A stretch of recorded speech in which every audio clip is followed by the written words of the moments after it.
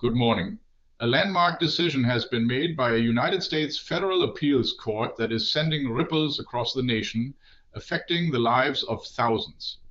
The court has ruled that migrants can only be detained for up to 90 days without a bail hearing.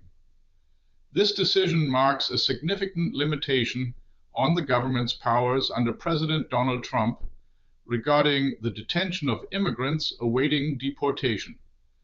According to the judgment passed by the New Orleans court, migrants must be given a chance for a bail hearing within 90 days. This could potentially impact thousands currently held in states like Texas and Louisiana. The ruling was made by a narrow vote of 2-1, with the judges citing the United States Constitution, which guarantees every person within the borders the right to a hearing when their personal liberty is at stake.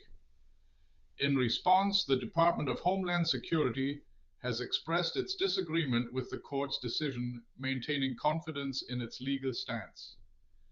They also highlighted an ongoing effort, as they recently appealed to the Supreme Court to review a similar judgment made by another appeals court. The background to this legal confrontation stems from an altered interpretation of immigration laws by the Department of Homeland Security last year. The latest interpretation suggests that not only those trying to enter the country, but also those already within the United States who are non-citizens could be subject to mandatory detention as applicants for admission. Following this reinterpretation, the Immigration Appeals Board under the Justice Department issued a decision in September affirming this view. As a consequence, immigration judges across the nation employed by the department began ordering mandatory detentions. This ruling has sparked a heated debate about the balance between national security and individual rights. Supporters of the decision argue it upholds constitutional rights and offers a fair process to migrants who find themselves in legal limbo. Critics, however, warn that it could undermine efforts to ensure border security and law enforcement.